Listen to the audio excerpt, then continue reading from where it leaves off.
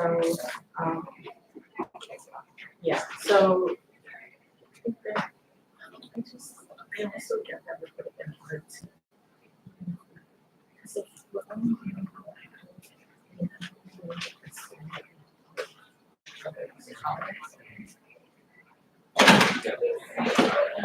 yeah, yeah. But like, what else do you do?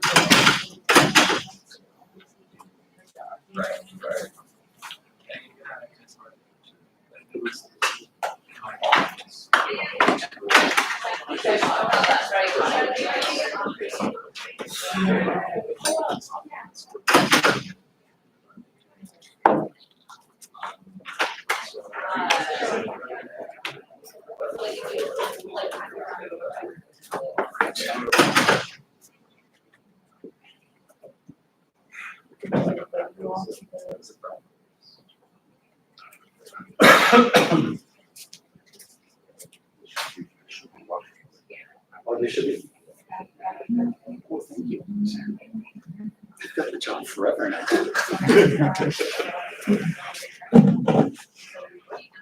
Yeah. They were like, if you can get very but I said It's working.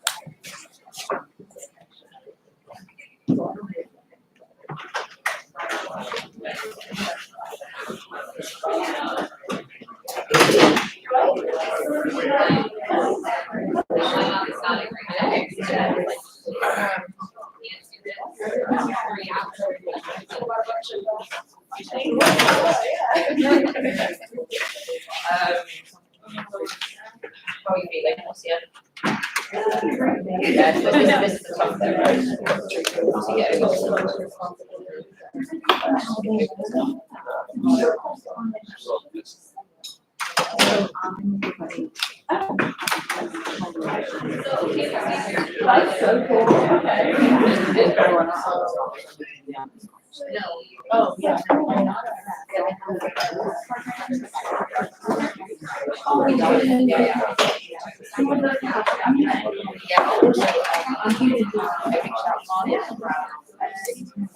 Yeah, sorry.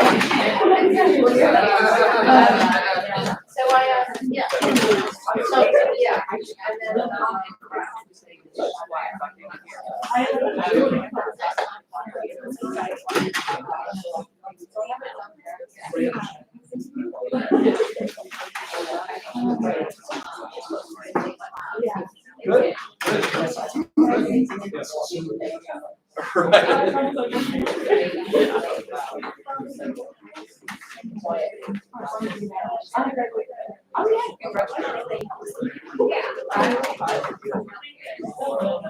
There's a picture.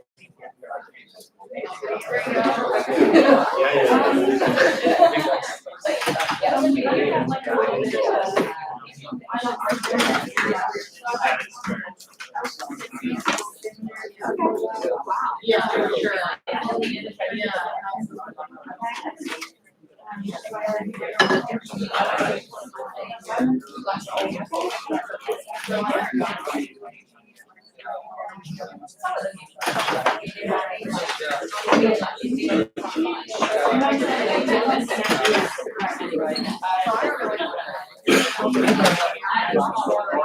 Good, how are you?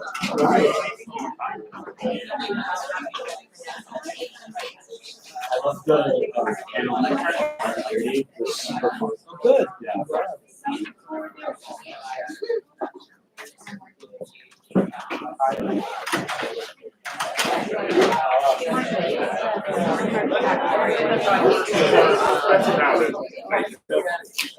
Harry, Charlie and I.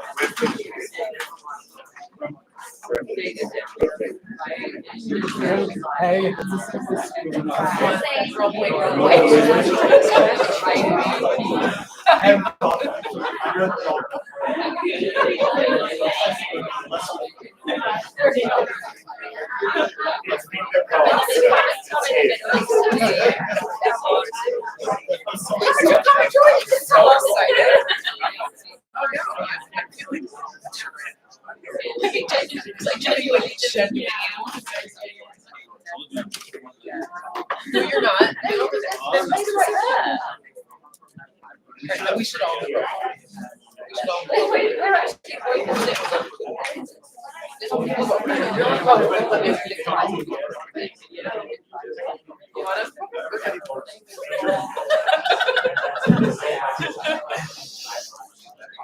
So we're each going to perform as a case, right? I think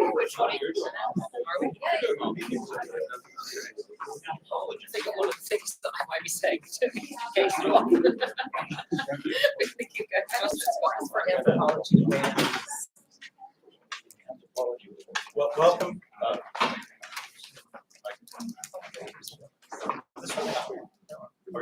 Welcome back, everybody. I hope you enjoyed your lunch. We are back with our third panel on day one. The title of this panel is The Genocide Convention at the International Court of Justice Appraising the Gambia v. Myanmar, Ukraine v. Russia, and South Africa v. Israel. We are really interested in the question about the most recent jurisprudence by the ICJ, and in particular the way that this jurisprudence has really not broken with, but expanded dramatically the way that the court seems to be understanding its role and its influence in interpreting and ruling on the meaning and purpose of the 1948 Convention. It remains to be seen whether any of these new emerging features of the court's activities will end up resulting in measurable immediate change. I'm thinking mostly of the provisional measures that have been issued in all three of these cases. But for those of you who do have a law background, you probably know in the webosphere and in the professional outlets, there have been a zillion panels and panel discussions and webinars about this. They tend to be, I think, quite technical. And I think Miri put her finger on it in the last panel when she said, if we all understood the words, we wouldn't be lawyers anymore. And so, but thank God we don't understand the words. And so we do need lots and lots of them. So one of the things I wanted to, when I was thinking about this panel, I wanted I certainly wanted a lawyer who was absolutely engaged with, not just familiar with, but engaged with some of the legal newness that accumulates from these three decisions. None of which have gone to their merits phase, right? And so, and it will be years and years and years and years, or maybe more, if ever, before they do. But can translate that into actual human speech, so that we can get a more of a detailed view about why we should care about some of these new cases. And so Jocelyn Kestenbaum, who a lot of you know, is Associate Professor of Clinical Law at the Benjamin and Cardozo School of Law, where she directs the Benjamin B. Ferenc Human Rights and Atrocity Prevention Clinic and the Cardozo Law Institute in Holocaust and Human Rights. Her scholarship focuses on human rights, public health, and atrocity prevention, especially related to preventing and responding to sexual and gender-based crimes, slavery and slave trade, indigenous rights, and human rights violations against minority groups. She holds her JD from Cornell Law School and an MPH from Johns Hopkins University Bloomberg School of Public Health. Jocelyn, it's so great to have you here. And the other two people in this panel, I'm so excited to have. Not lawyers. There's no need to go into details of who they are. They're here. They'll talk. I'm delighted to have two real international experts on genocide and mass atrocity prevention here. People who have decades of scholarship, but also practice in understanding and experiencing how the Genocide Convention works and doesn't work in terms of as an actual atrocity mechanism. So first, our dear friend, Dr. Kate Ferguson, is an internationally recognized foreign policy expert driving a new approach to preventing mass violence. She's the co-executive director and head of policy and research at Protection Approaches, where we met her colleague Farida in the first opening panel, which she co-founded in 2014 to transform how identity-based violence is understood and so transform how it is protected. She's also chair of policy at the European Center for the Responsibility to Protect, an honorary research fellow at the University of East Anglia. She has trained and advised state representatives, parliamentarians, and law enforcement around the world, including on developing national and local atrocity prevention. In 2021, she was appointed as Specialist Advisor to the International Development Committee for the duration of its inquiry, promoting dialogue and preventing atrocities, the UK government approach. She has a PhD on the dynamics of modern mass atrocities from the University of East Anglia, an MPhil in Russian and East European Studies from the University of Oxford, and her fantastic book, which I read not long ago, Architectures of Violence, the Command Structures of Modern Mass Atrocities, was published in 2020 by Hurst and Oxford University Press. Finally, at the far end, Dr. Alex Hinton is an anthropologist whose work I'm sure you know, it focuses on genocide, mass violence, extremism, transitional justice, and human rights. He has written extensively on the Cambodian genocide, and in 2016 was an expert witness at the Khmer Rouge Tribunal. He's authored many books, including most recently, It Can Happen Here, White Power and the Rising Threat of Genocide in the US, and Anthropological Witness, Lessons from the Khmer Rouge Tribunal. As of 2023, he is, which I didn't know this, congratulations, is a distinguished professor of anthropology at Rutgers University. So thanks all three of you for joining, and I think this is going to be one of those panels where I have very little moderating to do, but let me prime the pump a little bit by asking Jocelyn a question first. Translating the legal technicalities into a broader language, what strikes you as most noteworthy for the field of atrocity prevention, broadly speaking, especially in terms of levers of pressure on states that seems to have emerged from this, I think, rather different style of adjudication of of violations of breaches of the Genocide Convention at the ICJ? Sure. So first off, thank you to everyone for being here. Thank you to the hosts for graciously inviting me to share the stage with such distinguished colleagues. I am so grateful that there are non-lawyers on the panel because we do need to be sure that we are not talking in echo chambers ever about any of these topics. And atrocity prevention, by its very nature, has to be so multidisciplinary that the law has a critical role, but a very specific role, and not necessarily a central role to play in the prevention of mass atrocity crimes. So I just want to start with that. So even as a lawyer on the panel, I do recognize that the law has a very limited role to play, even in prevention and response to mass atrocity harm. So why do I think this is a really interesting turn or development in international law for the prevention of atrocity and specifically genocide? I think that we need to think about the evolution of international law and the focus of the implementation of international law, and beginning really in the wake of World War II and the Holocaust, we saw this very sort of high watermark where human rights were enshrined and enumerated in these beautiful instruments of law that were binding on states.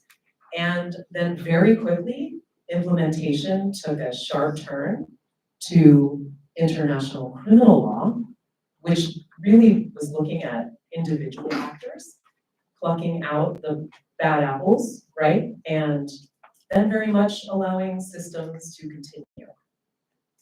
And I think an interesting development of the focus on state responsibility for genocide and mass atrocities is a new sort of chapter where we can start again to focus on states and the responsibility that states have to those who are within their borders to ensure not only that they are not committing genocide, but in addition, according to the Genocide Convention, that they are preventing genocide from happening, no matter where it's occurring, actually, in the world. And so to me, that's a really interesting legal development, is this shift to, oh, we have mechanisms for states also to be held accountable, and that has real significance for victims and survivors, because that can open doors for real redress, reparation, including reparations for things like genocide and other mass atrocity harm. But I find that to be interesting. I don't know what you guys think Do you want us just to keep going? Yeah, just keep going. Great. Let's do it. Yes, thank you ever so much, one, for a ridiculously generous introduction. I shall try not to disappoint. And also to be here. I love being at Binghamton. I always want to be left behind and sort of be in a classroom and just be able to like either become a student again or just teach. I don't know, I love it here. I think that something really remarkable has happened in the last kind of couple of months with South Africa bringing the case against Israel. Because I live in a kind of a very nice Edwardian square in South London. Most people who live there own the whole house. It's very bougie. I live up in the servants' quarters of this old house, but I've managed to get in on this like bougie square, and there's obviously a WhatsApp group. And on the day of the ICJ order, you know, when this delivery, it was intentionally adapted so people like me and any other non-lawyers in the room could kind of understand what was going on. One of my neighbours that I don't know put the link to the live stream into the WhatsApp group and was like, everyone watch this. And I was watching and I wept through that ICJ order. I think it's one of the most extraordinary things in an international courtroom that I've seen. Perhaps you don't spend as much time watching these cases as I do. I hope not. You probably make better life choices. But the fact that in this corner of South London, that is a pretty well-to-do corner, that is not touched particularly explicitly by the parties involved, whether that is Palestine, Israel, or South Africa, we're then talking about it on a WhatsApp group about this convention that, from a selfish perspective, has sort of driven my life and fury for a very long time, is amazing. So the mobilization of attention and understanding that this convention exists, that there is a convention that all, you know, states that are party to it have a responsibility and an obligation, legal obligation, to prevent and punish this crime, is an amazing thing that has happened. It's also forced and forged a kind of mobilization and attention within the human rights space more broadly. And often those that kind of work in the practice in the room, or perhaps students that sort of talk to your friends that work in human rights, atrocity prevention is sometimes like pushed to the margins as if it is this sort of like silo within a human rights conversation, because they don't recognize it's in fact central to so much of what we're talking about. But the language of mass atrocity crimes, the language of genocide, of crimes against humanity, of their prevention, of that framing, is not always central to others in the human rights movement, the international human rights movement, those that are involved in violence prevention, particularly those in the humanitarian sphere.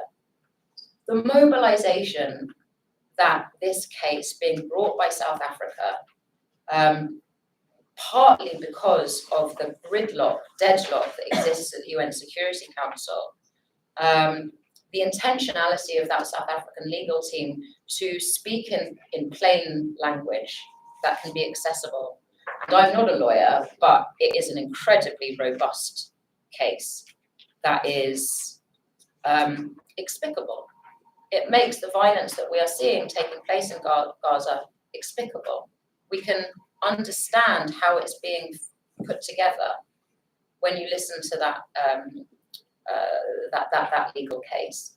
That doesn't mean it's justified at all. It's just we can help understand it, and that is very, very important. So to see humanitarian actors start engaging with the legal conversation is an incredible thing, because, you know, we, I think, as the non-lawyers sometimes in the human rights space, feel that that is not our purview, that is not our environment, but actually it is a tool of advocacy like anything else. And so that is very important. And then the third area of mobilization that I think this particular case has done, and for states in particular, it matters that we've had the case brought by the Gambia against Myanmar.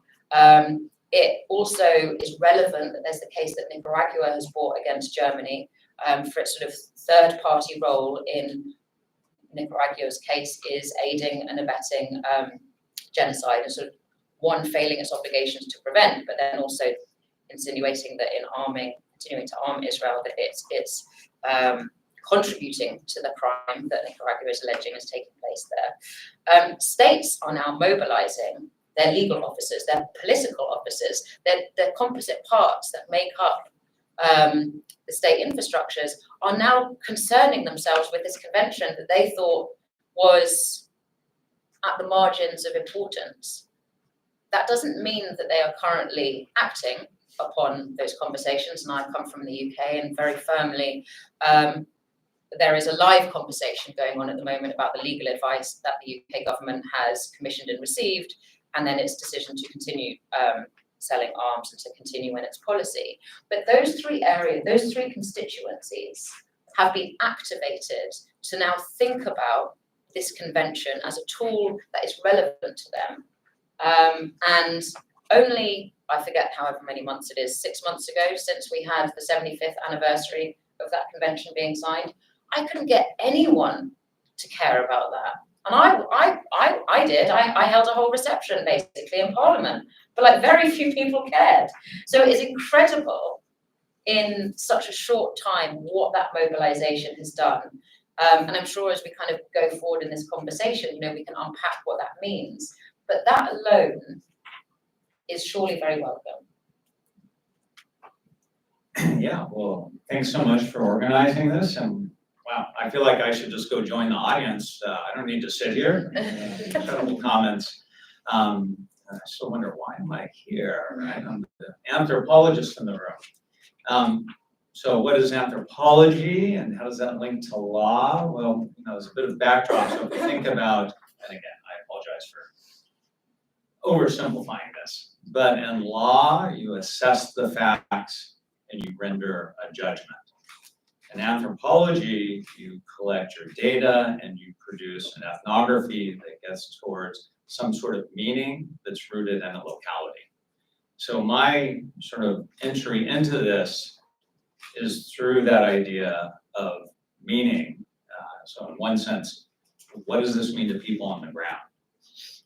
And as we were sort of talking about this panel, I was reminded of Kafka's parable Before the Law, which probably some of you, if not many of you know, but for those who don't, and I apologize, Kafka was a lawyer, by the way, for kind of mangling this.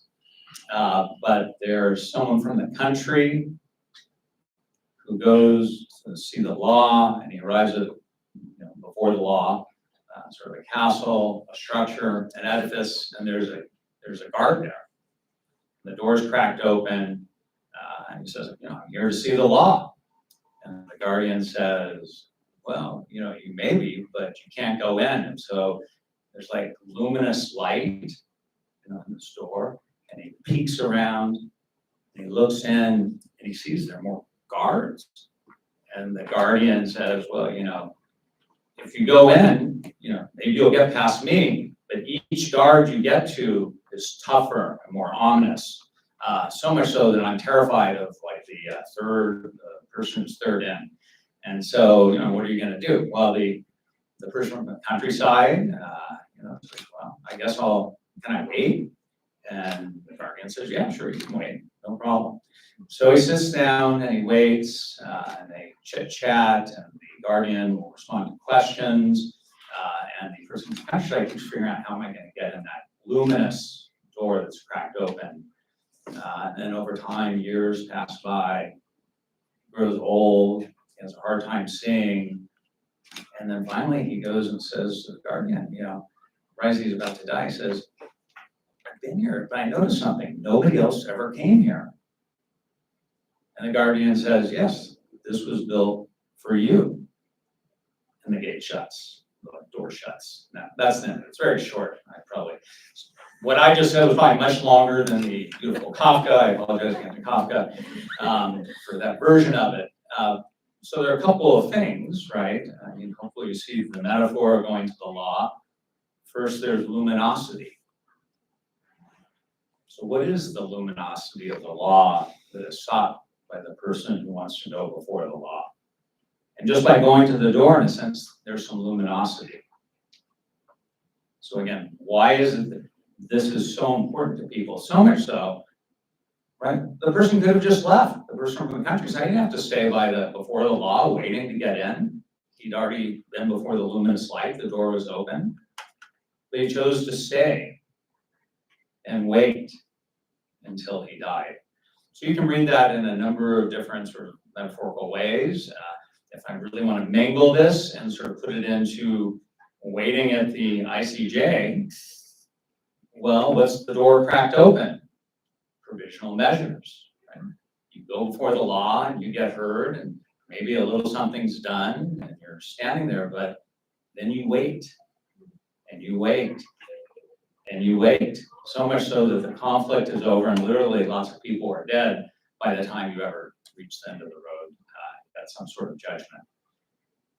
But more broadly, it raises the question, why are people obsessed by this legal judgment that what is taking place is genocide?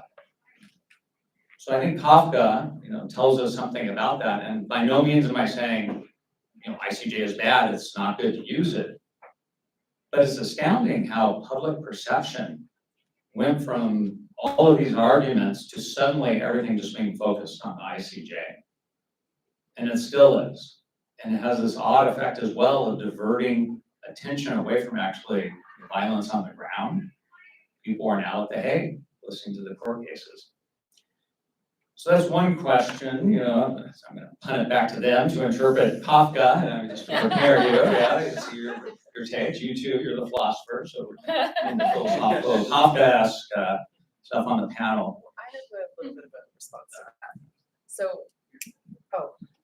So just responding to that and thinking about diverting attention away. Because I do think in some respects, there is a lot of faith put in to legal processes that the expectations are high and then the payout can be often disappointing, especially for victim survivors. But I do think that these cases have really, as Kate was mentioning, have really shaped different states who are actors in the international system who can be on the hook for their complicity or their aiding and abetting to change course in their policy, which can have real on the ground change that, all of us are in atrocity prevention, so we know the problems of prevention, right? It's very difficult to measure when prevention is successful. So it's really hard to say. And this had concrete changes in measurable ways in preventing. But I think we can really safely say that it is having an effect on state behavior where states maybe had different calculus before this case came before. And I'm talking about the South Africa case, but we can talk about any of those cases. Yeah, is that right? Okay. Yes, this point on diverting attention, I don't think I agree with that, because I think before that case was brought, there was horror and outrage, and has been. But actually, I think that the South African case has done a couple of things that are actually quite concrete. I think, one, it has sped up the use of by advocates of looking at the legality of continuing to sell arms to Israel. And there are a number of states that have either since ceased that arms sales, or there are cases in the works where NGOs are taking their states to court over that. It has applied a sharper and brighter spotlight and pressure. That matters, and I think that helped, but we all know how incredibly challenging is such an inappropriate and insufficient word. But even talking about the violence in Israel and Palestine has brought the politicization and weaponization, particularly in the UK and the United States, but also elsewhere, is acute. And so I think that court case has in fact provided momentum there that's important. I also think it's changed some states just generally in their policy. You know, we saw a shift in the weeks and months that followed of that South Africa hearing, and then again during the couple of weeks later following the orders being delivered, where states changed their position to be more stronger in their condemnation, more critical. I don't think that would have happened without that case. And then the last thing I'll say, and I know there are some people in the room who are very bored of me saying this, or they know it's the only thing I say. I'm often quite skeptical about genocide determinations as an advocacy tool towards delivering more effective prevention and protective measures. And I've written in the past, I don't think it's necessarily always a good use of our time as advocates when the violence is going on. Partly because, you know, I and my team, we're not lawyers. And, you know, we also don't represent, even though we often work with and alongside, those that are very proximate to or victims of that violence. And I think largely the naming of that violence is sort of belongs in those spaces. However, I do wonder if the South Africa case is perhaps, you know, the situation proves to be wrong. I think it matters that it is taking place at the I-CJ as well, because it is in a courtroom setting. But I think the finding by the I-CJ that there is that plausibility has given a grounding of legitimacy to the global public outrage and pain at what is happening in Gaza that I think is affirming. It feels like solidarity. Now that's not where the court is coming from, because that's not their role. But to have the UN's court, to have the People's Court make that finding that there is plausibility, that it is not thrown out, that you are not mad, that you are not on the extreme, to be outraged by this violence, and to believe that it has breached a level that is worthy of interrogation of whether it is of such an enormous international crime matters. So I think slight pushback on. I'll give it back to you though, as we make it. I just wanted to make, I'll do this really quick, but just for those of you in the audience who might benefit from this, especially given Alex's metaphor, I think, and Kate's response, there's a technical matter here that I think is probably worth explaining. The Genocide Convention, the use of the Genocide Convention to determine in a court that has standing that a genocide has actually taken place, in other words, a legal judgment of a breach of the convention, is notoriously difficult. And so difficult, in fact, that many people have wondered whether the original great powers who influenced the design and the approval of the convention at the opening of the Cold War designed it to be so hard to prove, so as to fail. In other words, you have to prove special intent. In other words, that there is no other possible or plausible explanation for a state's actions except to destroy one of these four targeted groups in whole or in part through a series of specific acts. Now, the ICJ, the International Court of Justice, the UN court, has in the past in its jurisprudence and its rulings on the Genocide Convention, especially in the Balkan cases, taken a very, very hard line, even harder than it needed to, about satisfying these extremely demanding conditions for it, making a legal determination that a state has breached its obligations under the convention by committing genocide.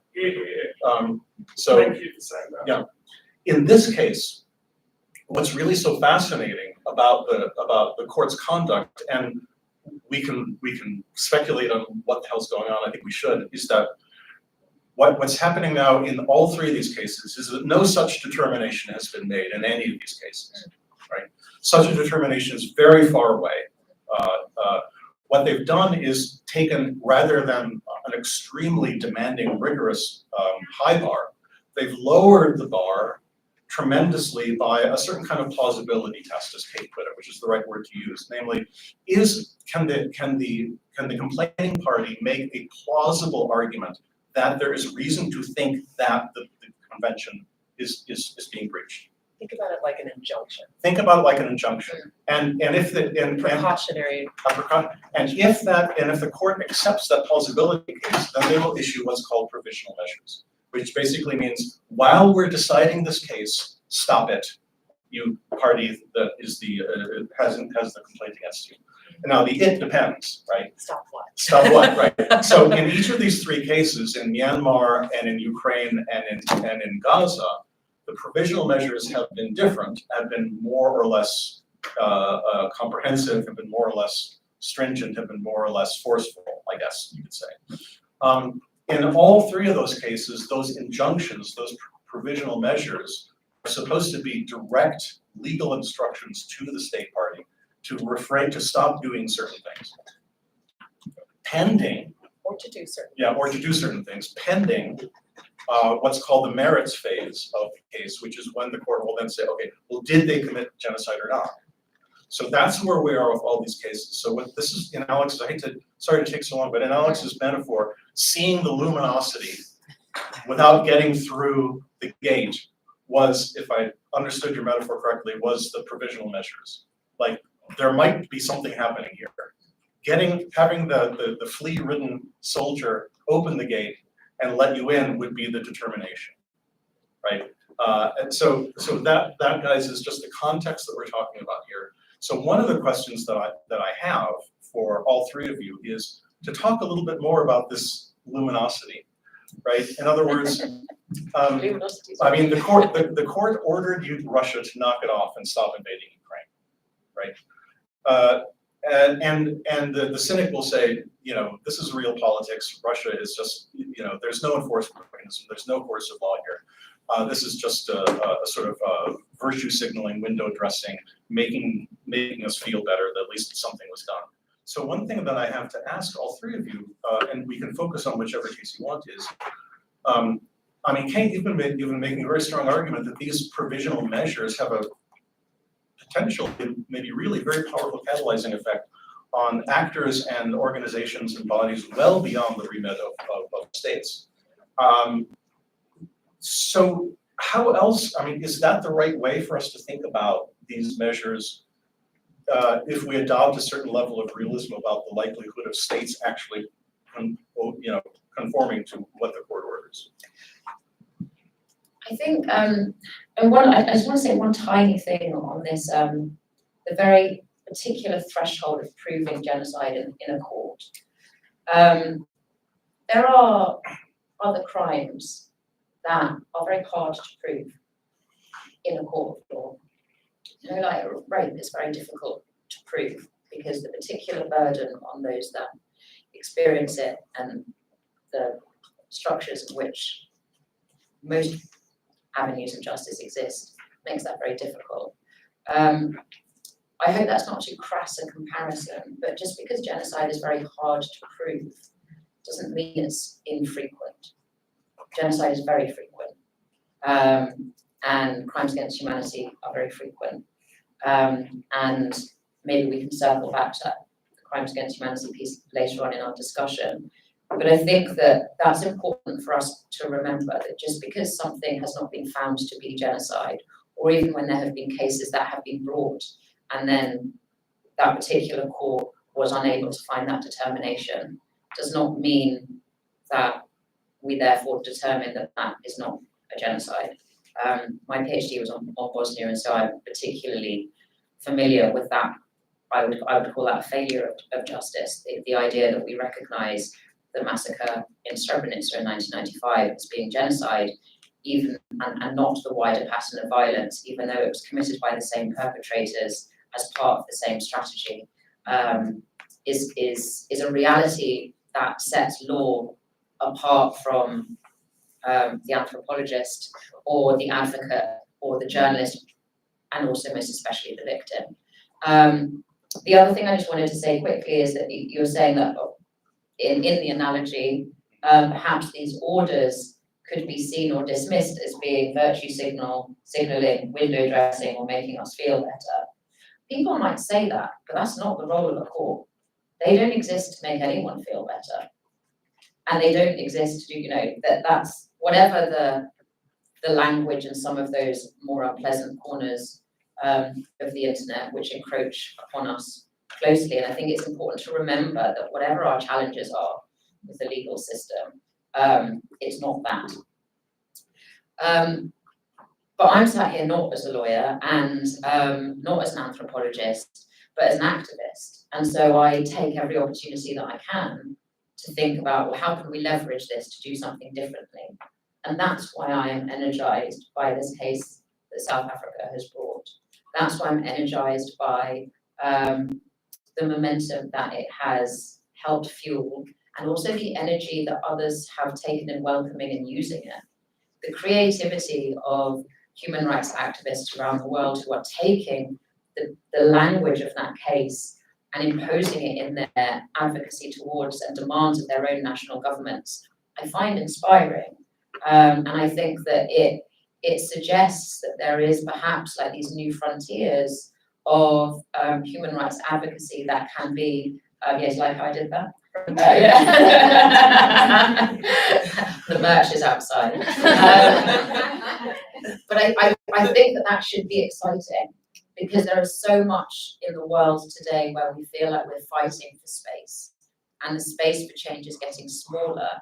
And actually, if we're able to be talking about third-party responsibility to prevent genocide, after years and years and years of, and I include myself in this, feeling incredibly skeptical that that convention has contributed anything but immense challenge and difficulty, then that's very welcome. So I think that, you know, it remains to be pushed, and it's on us as well to take what we can in this momentum. But there is an energy, I think. So what your question brought up to me were two different things, so let me hopefully explain them both.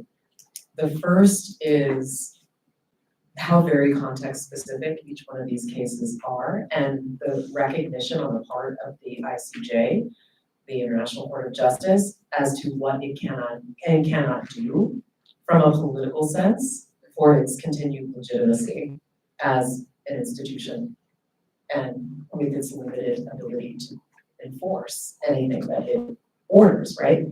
And so you have to take that very seriously and think about the provisional measures in each context. And the reason that, you know, the provisional measures in the Russia case included stopping the war, the ongoing conflict and oppression, is because that war pretty much universally, except Russia, has been condemned as a war of aggression.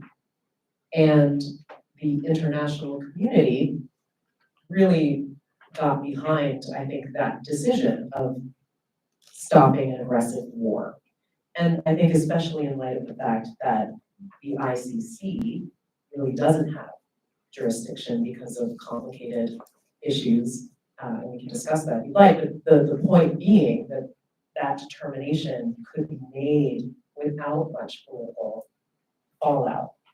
The fact that the same provisional measure was requested in the Israel case and it was not determined and was not ordered is a response to the fact that it's a very different context under international law, because the initial October 7th attack was an attack on the soil of a state, and that state, under international law, Article 2.4 of the UN Charter, has the right to defend itself.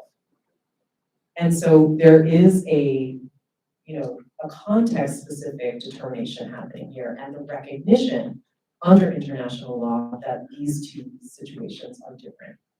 That said, the provisional measures in that case are striking when all of the judges, including a judge appointed from Israel, orders Israel to mandated them to continue the humanitarian assistance and to ensure that humanitarian assistance gets to Palestine. That is a way for the court to continue its legitimacy, to be able to go as far as it can within the limits of the law, even though we're talking specifically about its jurisdiction under the Genocide Convention. There are lots of other international legal factors at play with these provisional measures. But I just wanted to point that nuance out because I think it's really Can I ask you a question? important, and because a lot of people may not understand. Like, they did it in this case, why don't they do it in this case? But there's a lot of law at play of why that Can is I the ask you a case. legal question? I might be able to answer. Because that's interesting, because I thought that the reason that the ICJ in the Israel case did not deliver the kind of call for a halt of the armed conflict is because it was South Africa bringing the case against Israel, and how can the ICJ make an order against Hamas, which is neither a kind of part of that legal process, nor is it a state. So like, do they have jurisdiction over terrorists or like, I mean. So that was the other point of the 2 points that the question raised for me was, you know, a lot, I think in the provisional measures of the Israel case, a lot of folks were very upset. And, you know, the condemnation, and there was actually a measure about hostages, about releasing hostages. Yeah. But that it didn't go far enough. But the International Court of Justice does not have jurisdiction over a non-state actor. Hamas being a non-state actor, no legitimate, authority of any state, regardless of what you think about the political decision determination about the state of Palestine. So in that regard, it does not have jurisdiction, and so couldn't go as far as maybe those who are sort of viewing from the outside would have wanted it to go in that regard. I feel like we have a new story, away from the law, go to the anthropologist, move away from the nitty gritty. So I'll keep with the. Just keep doing this. Well, I got another one. I don't think you let me do that. I was thinking there's a lot of connection to the simile of the cave, but I don't think I'm going to be allowed to go there. Ask me at the break. I've got something about that. But I will go back to the gatekeepers, and then I'll sort of flip off. I didn't mean to, go completely negative. So if we think about our approach, that it's a parable. We can interpret it in different ways, right? That's the power of it. So, we had an interpretation. Another one. So we go back to the gatekeepers, the luminosity, the first gatekeeper. Take a provisional measures. What lies beyond? Well, how about implementation, enforcement? Yeah.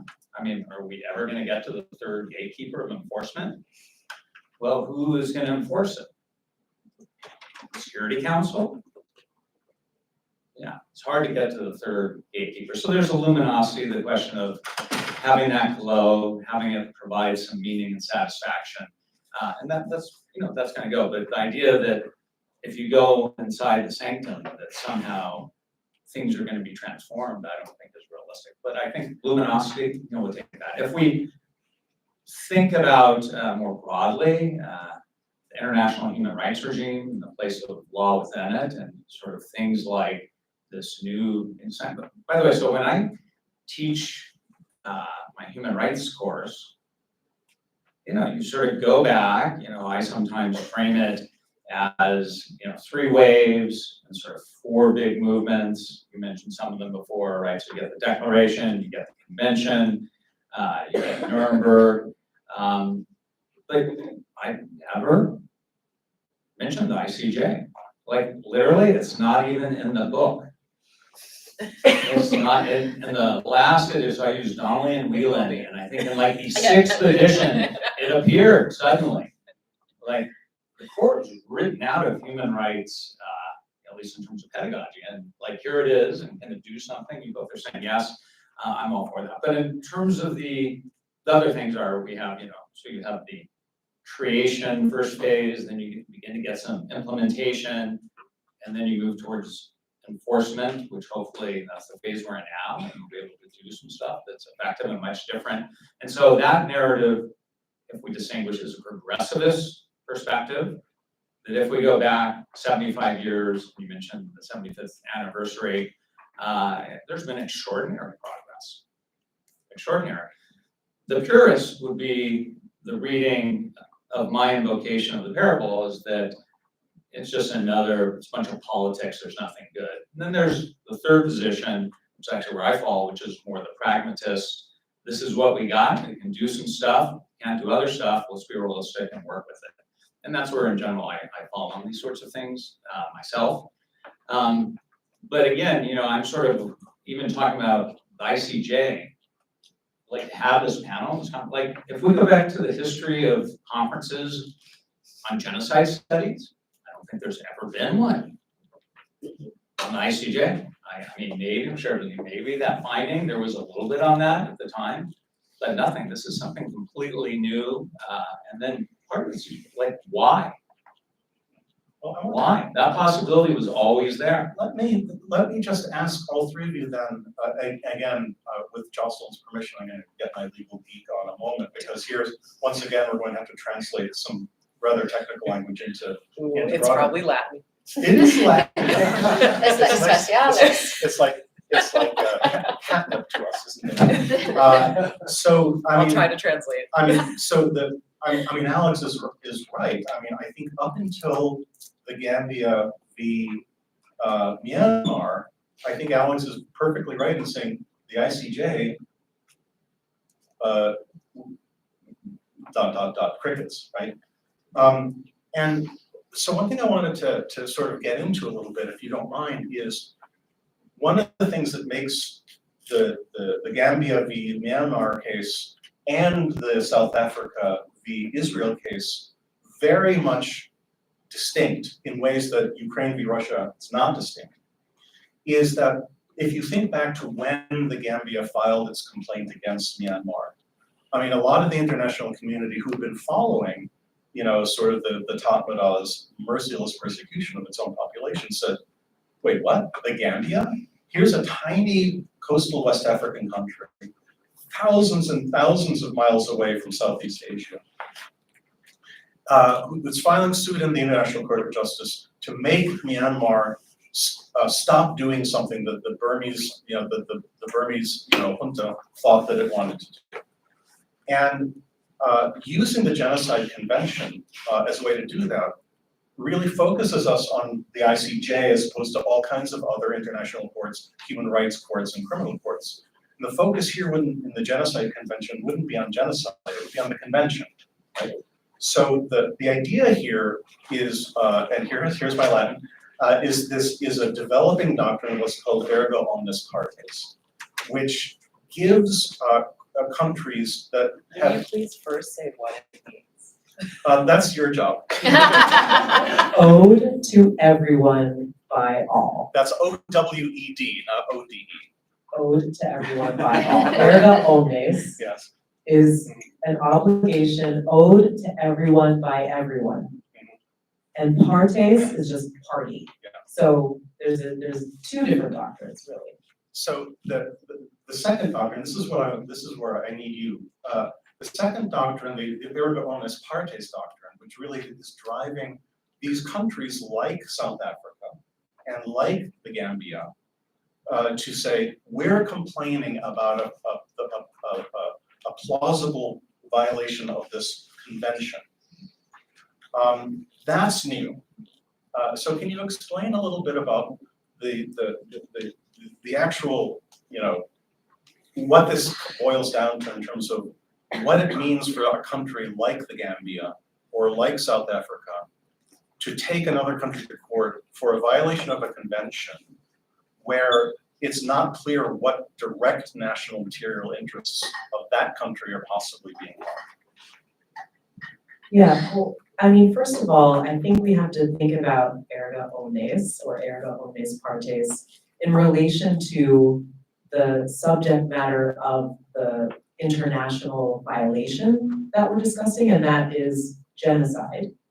And genocide is something that we call in international law jus cogens, another lovely Latin term, which is just, if you think about it as at the apex of all international law, there are certain norms that we under no circumstances can ever deviate from. And those particular norms are called use cogans, and we have several of them, including slavery, slave trade, genocide, pretty much international crimes. Piracy, that's another one. That's where it all started. But those particular crimes, by the nature of the gravity and the offense to the entire international community, gives rise to these obligations that are owed to everyone by everyone. And under the Genocide Convention, you just see that reflected in its treaty language.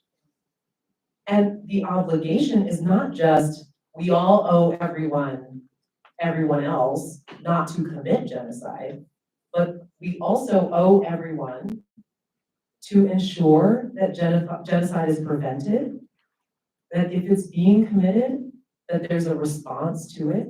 And so the parties to the Genocide Convention all came together and said, we will be watching each other, making sure that none of us are perpetrating and that we're doing everything to prevent and adequately respond to genocide when it's being committed.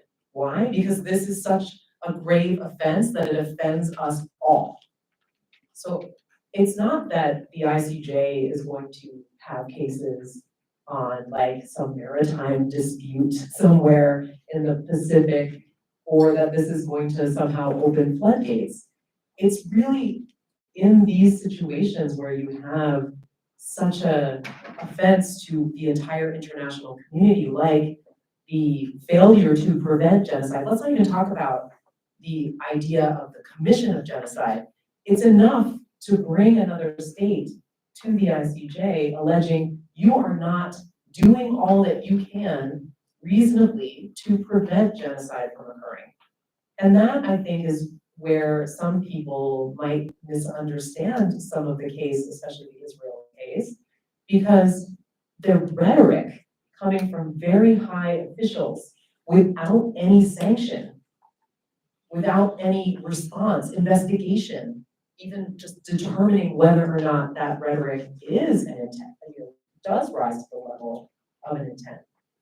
That could be a failure to prevent genocide within your borders. So I think that's what we have to be thinking about, is the high level of the norm that's in question, the fact that that obligation has been enshrined in that treaty, and those states have given the power ex ante, there's another legal term, but just beforehand, ex ante, to have the ICJ make those determinations, gives it the jurisdiction and the authority to do so. And I think we're just now seeing it happen, and that, I think, is political will. I think that, we are far out of a Cold War situation to where, there are regional and even state by state alliances and differences where you don't have this frozen international relations now. So you can reach certain states like the Gambia to say, you have this obligation. Can you bring this case? Do you have the political will within your borders to do so? And it I think began a cascade that we have yet to see where it goes, right? Can I just pick up on this just a little bit? I think that this the political and legal implications of an obligation to prevent is hugely important. But I just want to say something kind of perhaps around your point about enforcement and actually what does that mean, and also why states are bringing these cases in this new way. And I hope already in my remarks it is evident the importance which I think South Africa bringing the case against Israel is.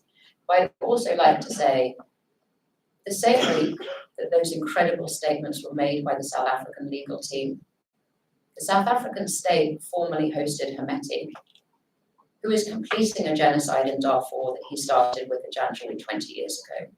So these double standards exist all over the world.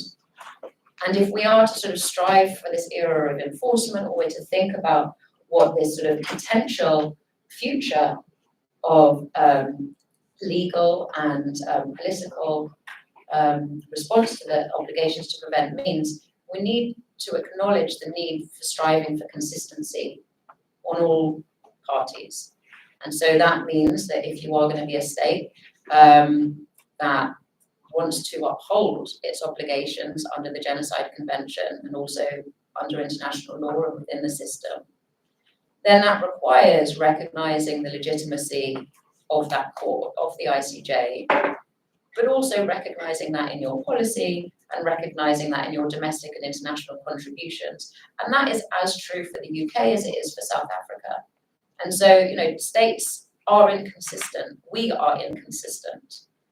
The goal is to strive towards consistency and to do so consciously. But it is sort of, you know, we rightly praise what South Africa has done, but I think it's important to remember also what it's not done, and it has not upheld its obligations to the Sudanese, in my opinion. The other thing I'll just say, which is interesting about the ICJ, sort of why is no one talking about it? Why did no one talk about it? Why are we talking about it now? What's interesting about the ICJ is that unlike, of course, the ICC and other criminal forums of sort of prosecution, that's about individuals. There's something powerful, I think, about trying to put a state on trial in a manner that is not necessarily going to have the consequences of, you know, you can't lock up a state. It's about the ethical identity of a state. And I don't know if we've sort of necessarily followed the implications of that through. There might be cynicism in the room of whether states care about their ethical identity. I think generally they do, though. You know, I think generally even the most autocratic states actually try to conceal their worst behaviors from their publics and their allies. In democracies, that's very often the case too. And so that's obviously a kind of like meta comment, but I feel like you've encouraged that, Alex. So I don't think that. To the anthropologist. Yeah, so maybe I'll, you know, go back to the meta level, just say, and thinking about this in the parable, there is the danger where law is fetishized, right? It's turned into a fetish. And I think that is part of also the message I was going for. Maybe the thing to do with the ICJ is you go and you get your provisional measures, and then you turn away, you pivot, and go do other stuff and use all these other tools that have been developed. Because if you're just going to wait for the law to give you that rendering of genocide or not because of the high bar, you're going to be waiting a really long time. You know, so I think there's some. Anyway, we can keep using Kafka and keep going, but it reminds me of, you know, the concept of the pharmacon, which actually some of us were talking about last night, which is this idea that I won't go into the history of it, but the idea is like a pill is both cure and it's poison, a double-edged sword. You have a duality in all things. Law has that, right? There's a curative aspect to it, but there can also be a poisonous aspect to it. And the problem is, just by what is genocide, people will go immediately to the legal definition.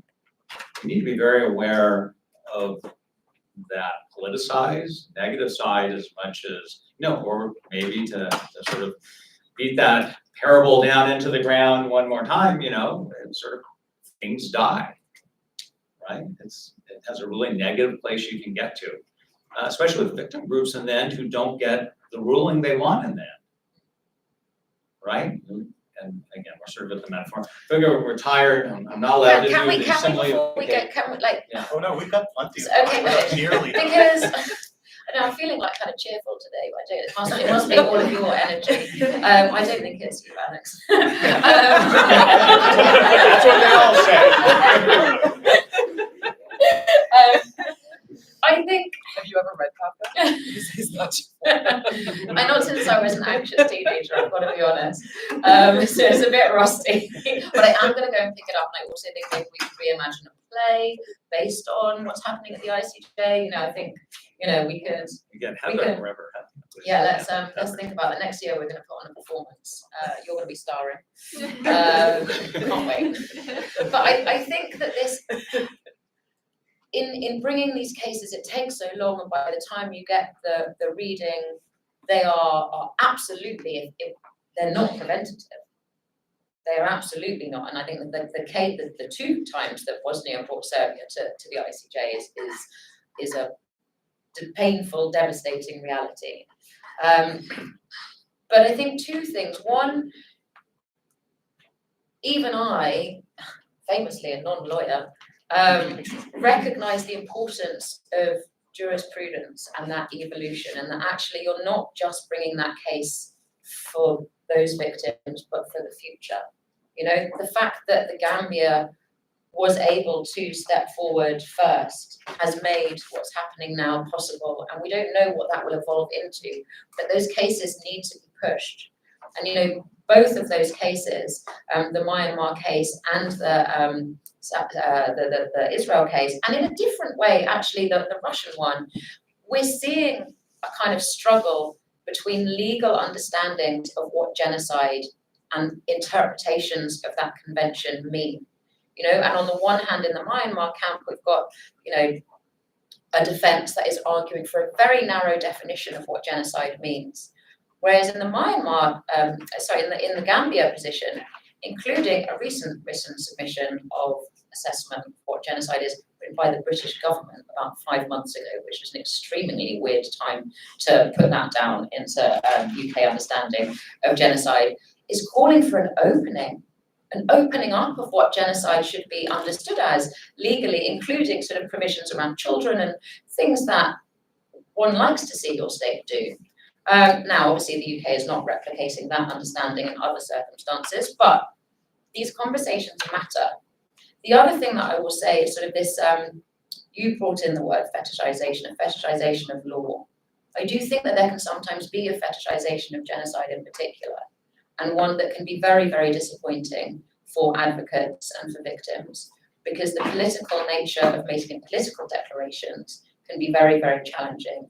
And I've never supported that as an advocacy strategy, and that is not always a popular position to take, but I remain to be convinced that when violence is taking place of such an acute nature, there is a circumstance of where a determination of genocide has helped in a meaningful and measurable way save more lives. Now, can I say perhaps what South Africa is doing could shift something, but at the moment we're not seeing any change of action either on the part of Israel or any other actor that is leading to a saving of those lives. It's actually, we're seeing an intensification, and the projections are unthinkable.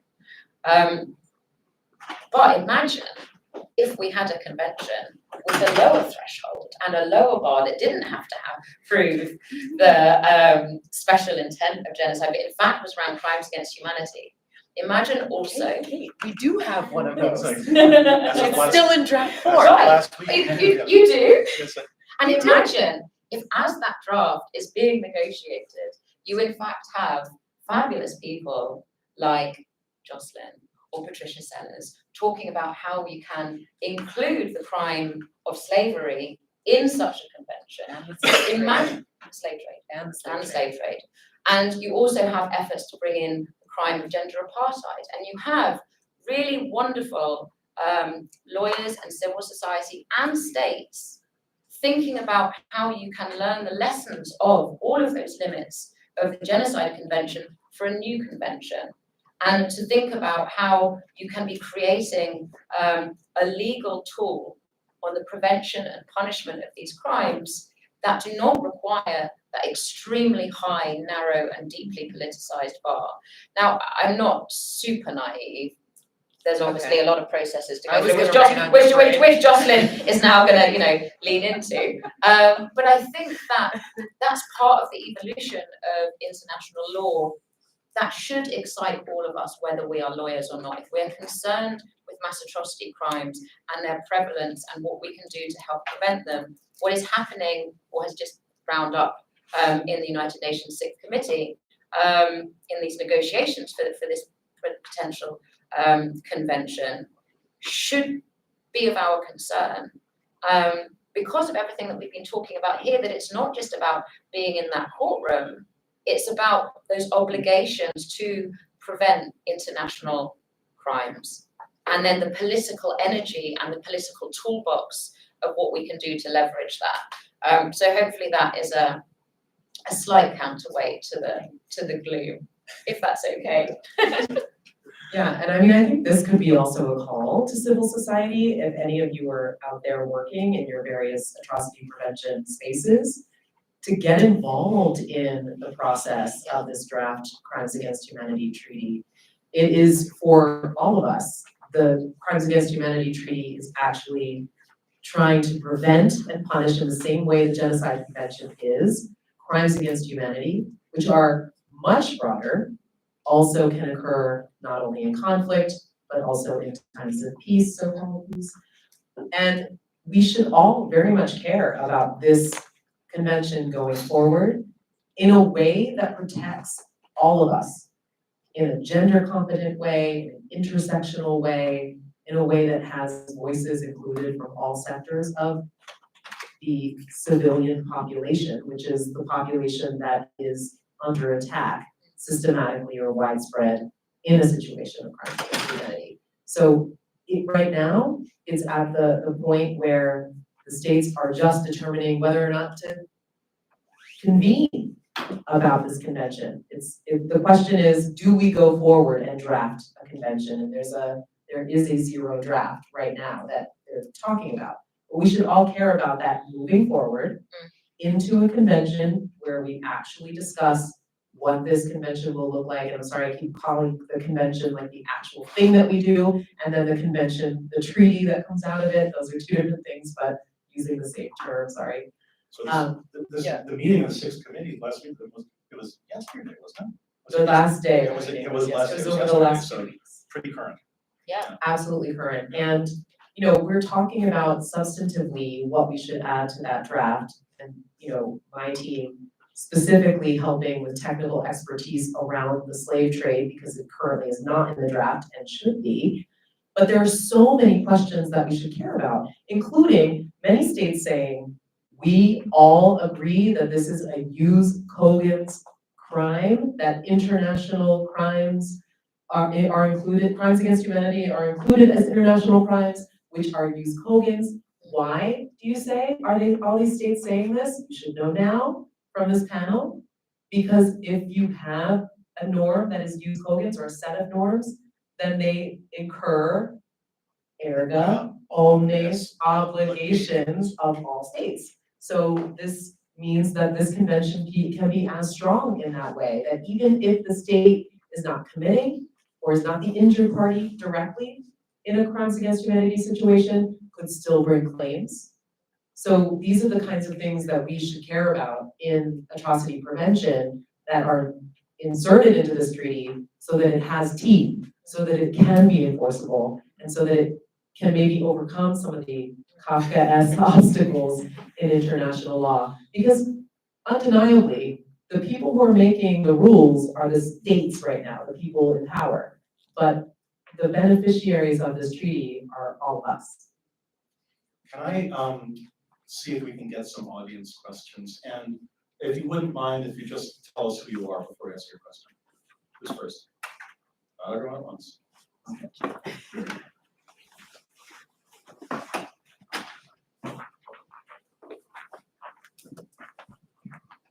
Hello, my name is Samuel Marks. I'm a GMAP certificate student at Binghamton. I just had a question about the Rome Statute. Like, what role does the Rome Statute play if we're looking for a Crimes Against Humanity Convention? Perhaps it's just something I was a bit confused about. I'm handing that to the lawyer. Okay, so the Rome Statute is another treaty, an international treaty that states have all, well, not all states of the United Nations, but many states in the global community have signed and ratified, which establishes the International Criminal Court. And the International Criminal Court has jurisdiction over the crimes that are enumerated under that statute, which include war crimes, crimes against humanity, and genocide, and now also the crime of aggression. So all of those crimes can be adjudicated under the International Criminal Court's jurisdiction, and jurisdiction is very complex and complicated, but happy to talk to you about that as well. But the important thing to understand is that that regime is about holding individual perpetrators accountable for international criminal action, right? Like the acts that they are, adjudicating are about individuals and whether or not those individuals have perpetrated those crimes and are responsible for those crimes and will go to prison ultimately or not for those particular crimes. They do not in any way think about what I said at the very beginning, which I think is what's interesting about the ICJ's actions, state responsibility, which is a separate body of international law that is about whether or not the state has obligations and has failed to uphold those obligations and now must pay reparations, must take action to correct those failures that it has had under its legal obligations under treaty law. Does that make sense? I can't see who asked the question. Okay. Well, we can talk later about more in depth about the statute. Hi, Heather Ashby. I work for the U.S. Institute of Peace, and so I'm still trying to understand international law. And one of the questions I have is Me too. whether there is space to hold technology companies accountable. Because we talked about states and non-state actors and the evolution of international law. But what role can we do within the international system to hold them accountable when there's a lot of hate speech and other forms of violence? We should get that Hamilton here and answer. Yeah. I'll just give a quick answer that yes, I think that there are ways to hold companies more broadly liable or accountable for their human rights violations and international criminal law complicity or commission. But it's very fact specific. Where is the company? Where are the violations?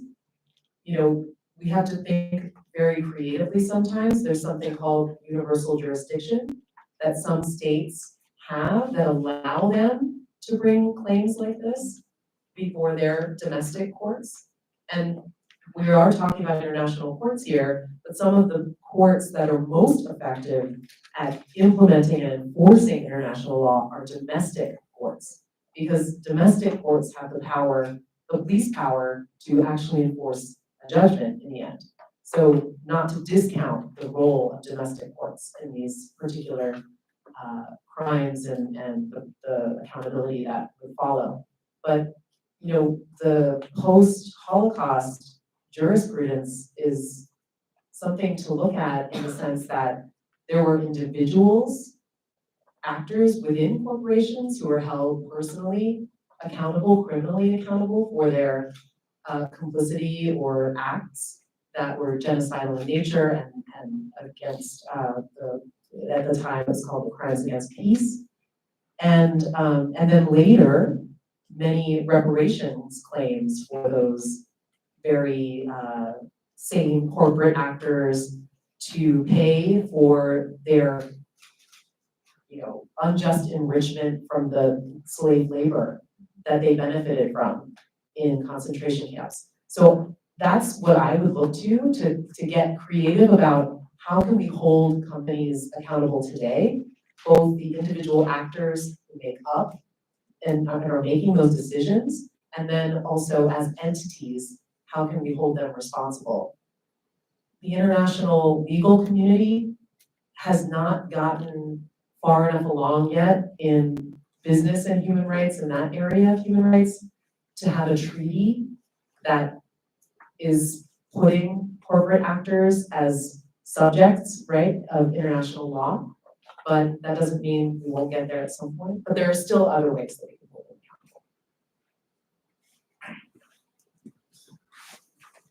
accountable. I wanted to understand what they really want to do with that. After, what was next after Brad, and then Thanks so much for a really interesting and instructive panel. I have a somewhat open-ended question. It's something that I'm just kind of still like mulling over all the time, and I'd be really interested to get your perspectives on this. Something that I think has happened since Russia invaded Ukraine in 2022, but especially since the Hamas attacks in last October, is that suddenly a whole lot of people who don't normally pay attention to international law are now paying attention to the ICJ, right? They're wondering what's the difference between the ICJ and the ICC, what is jurisdiction, what can do each of these courts have the jurisdiction to adjudicate on? In some ways, there's something really amazing about that. And then to me, though, I see this danger, which is that even for I myself am an international relations scholar, but I'm not myself a lawyer, and I still don't always understand all the legal complexities of what each how each court can function and what it can actually do in practice. And sometimes I fear that there will be these expectations placed on the court, especially in the case of what the indication of provisional measures can actually do or achieve. That there'll be this misalignment there'll be this surge in interest in the role of these courts in international law and policy, but people's expectations will be quite gravely let down because there are real limitations to what the law can do, especially when it comes to concretely compelling actors to do or refrain from particular types of behavior. And you touched on this when you talked about the difference between Russia v. Ukraine and South Africa v. Israel, and ordering when the court failed to order Israel to halt its military campaign in Gaza. I think that was a big letdown for a lot of people who were suddenly watching this case. So, and this is why the question is open-ended. Like, I don't know who or what is responsible for kind of managing those expectations, or almost that PR, that image, if you will, or just educating the public about what these courts can actually do and what role they can be expected or not expected to play. And how do you think maybe the international legal community, what can be done about that to, I guess, educate people and can manage those expectations so that this new surge in interest in international law, it leaves the courts coming out on top. Yeah, I'll go.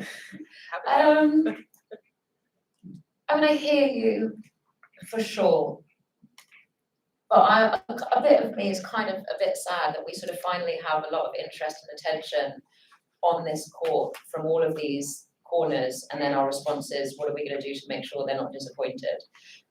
Partly that's the kind of welcome to international law, but more seriously,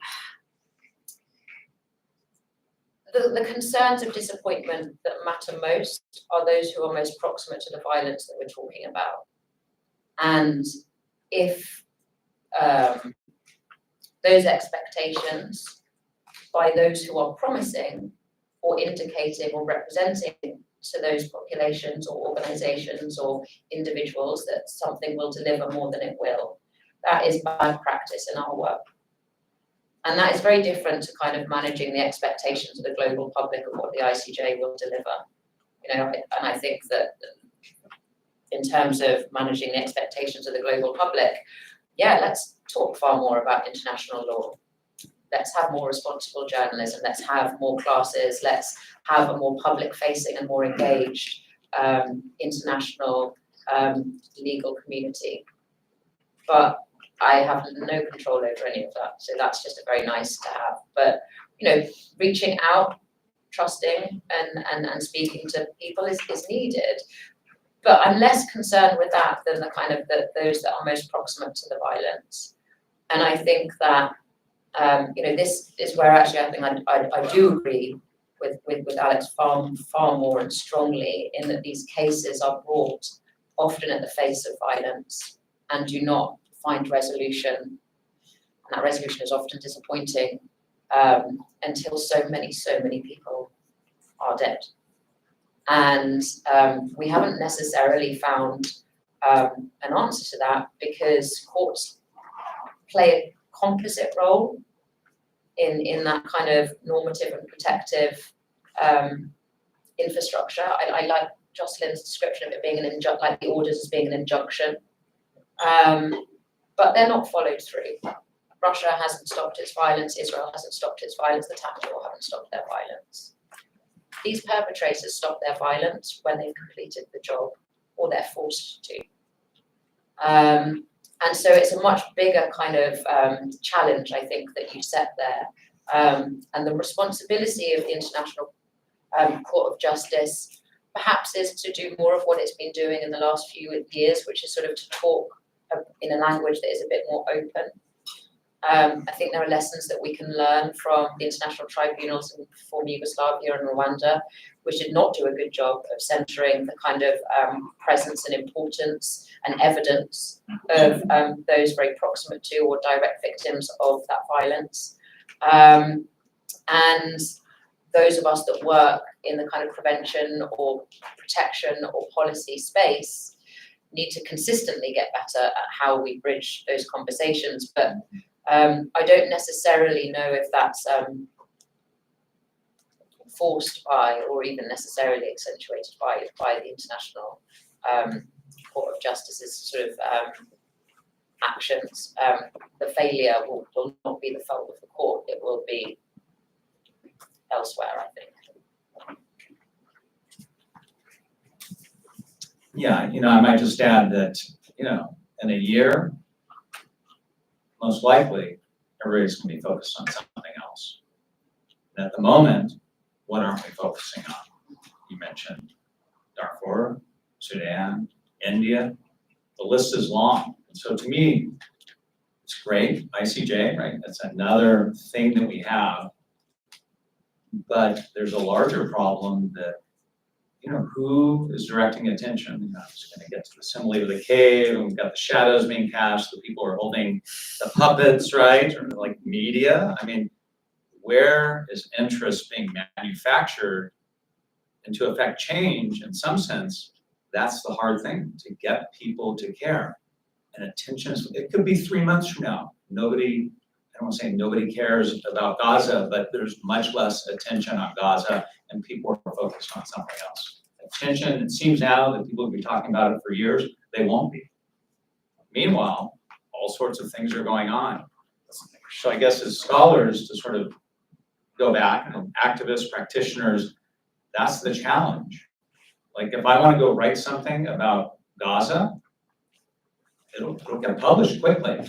If I want to go write something about India, maybe more difficult. If I want to do something on Sudan or Darfur, it's going to be much more difficult. Afghanistan, it's going to be difficult. I mean, this is always the challenge. I would also say, just to two-finger your point, is that it's actually the more ubiquitous the atrocity, the less likely you get traction.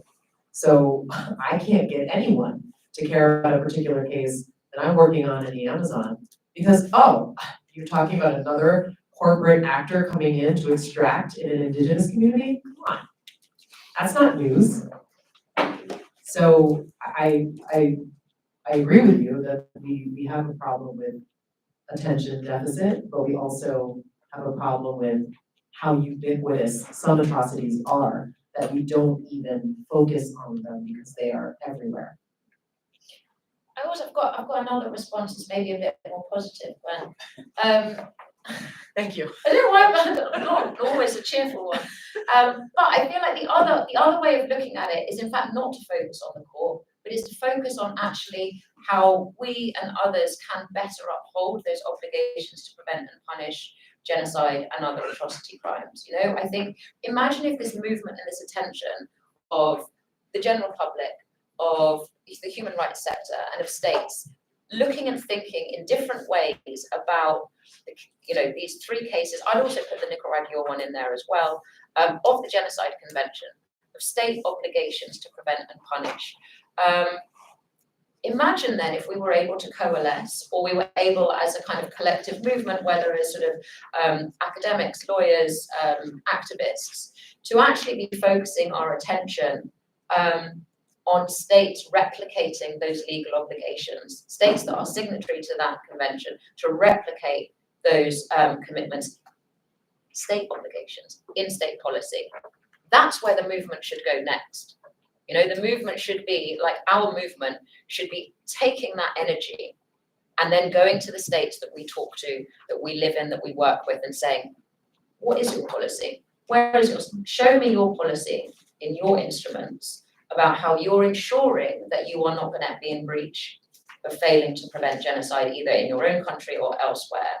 And then I also think that we can use this energy towards and support the process towards a Crimes Against Humanity Convention, which would open up the exclusionary boundaries of the Genocide Convention, which has always excluded identity-based mass violence against groups that are not delineated by those protected groups.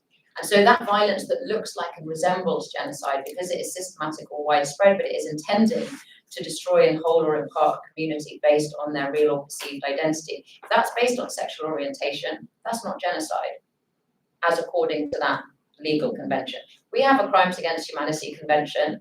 Then actually going to the first panel that we had this morning, you know, and Frank, we were talking very briefly about sort of conversations around what's happening in Uganda about whether that would breach crimes against humanity.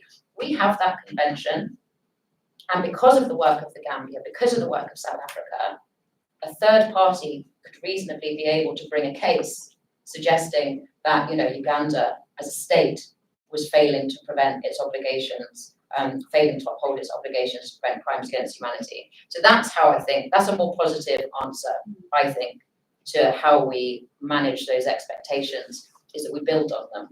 And many of us will do that outside of the immediate focus of the ICJ, but we can still use that, I think. I think on a progressive note. I'm trying.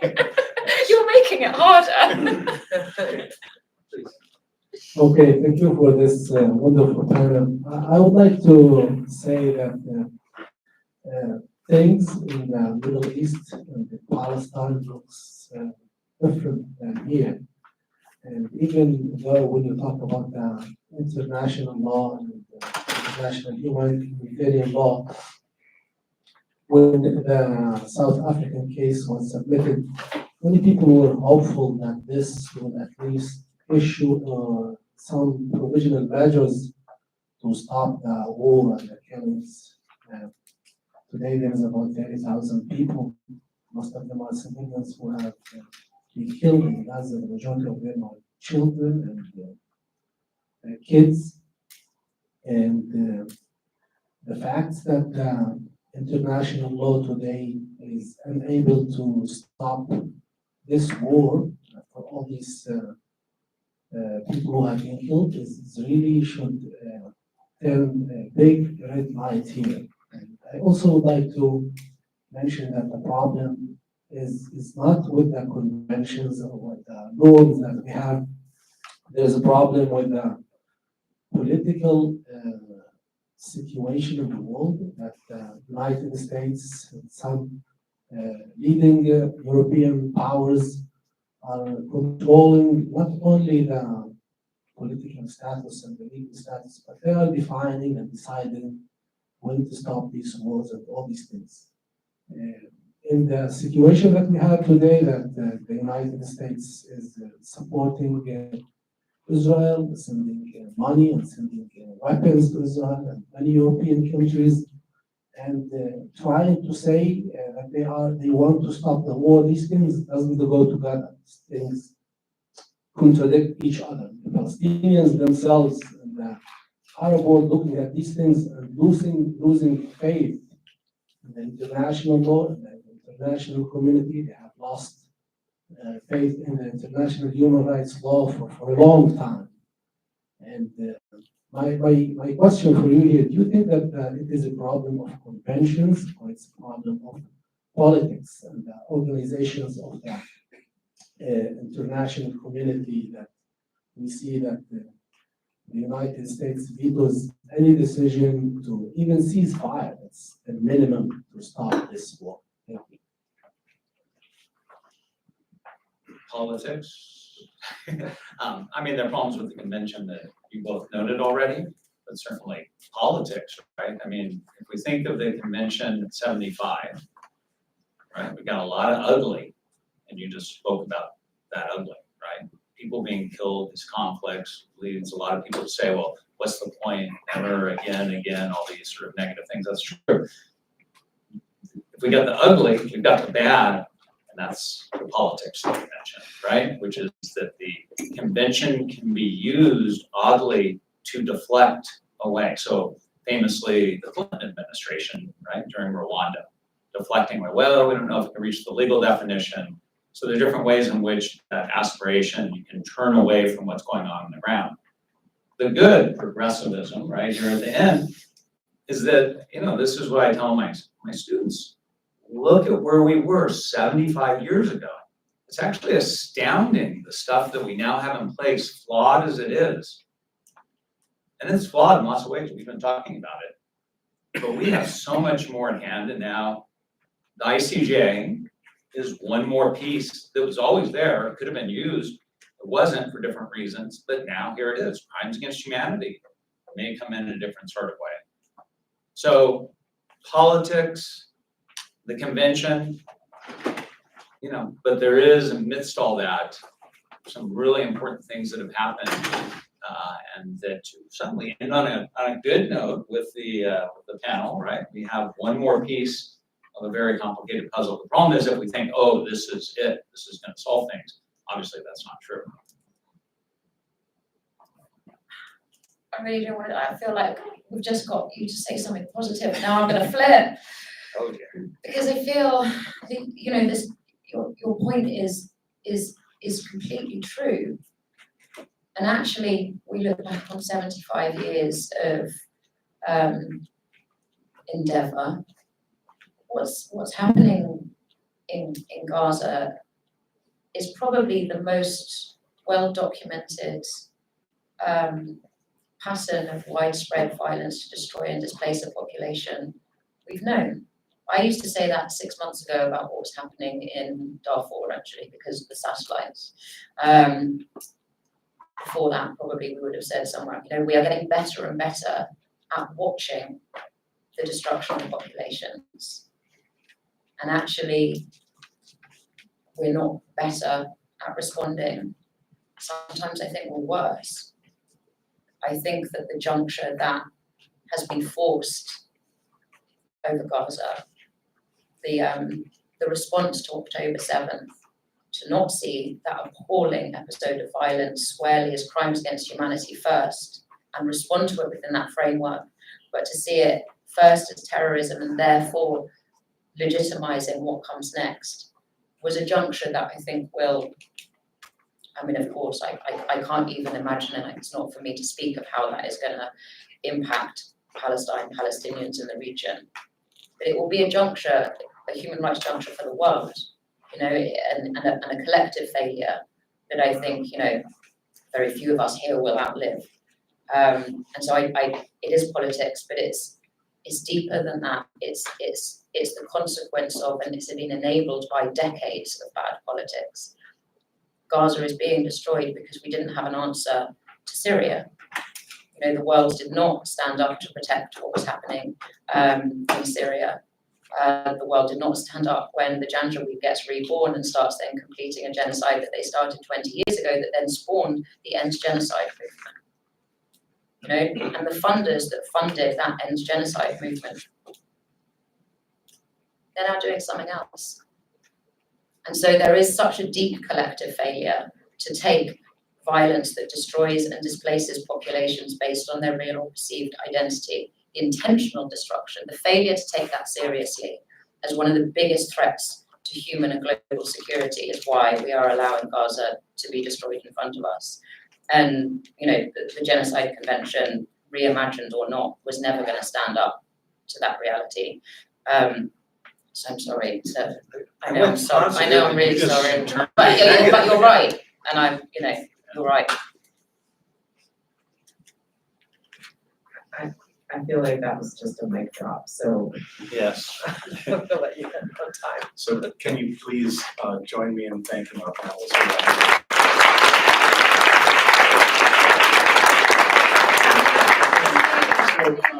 Now, instructions for you. This is the big logistical lift of the entire weekend. So we have to move our conference 5 miles west of our current location. And here's how we're going to do it. Panelists, we will have a bus for you. You may make your way downstairs and gather in the front lobby by the security desk. And a helpful staffer will conduct you onto the bus. For those out-of-town guests who don't know where they're going, please join that group because I suspect we'll have room on the bus for you as well. Okay, for you students and faculty, if you wouldn't mind making your way from here to the main campus, either on the next regular shuttle or with your cars. If you see some forlorn stranger standing in the lobby, you might offer them a ride. Okay, so we now have 50 minutes more or less to be in our seats and waiting for the 2024 Nadia Rubaii Memorial Prize and address by Frank Mugisha. Thank you all. We will see you there. Lecture hall 2. What's that? Lecture hall 2 In on Main lecture Campus. hall 2. The ceremony begins at 5 o'clock in lecture hall 2 on Binghamton University. We have a coffee break now, right? You can relax and go outside and recaffeinate. Yes, there's coffee. There's coffee. There is coffee outside. The bus Leaves at 12:30.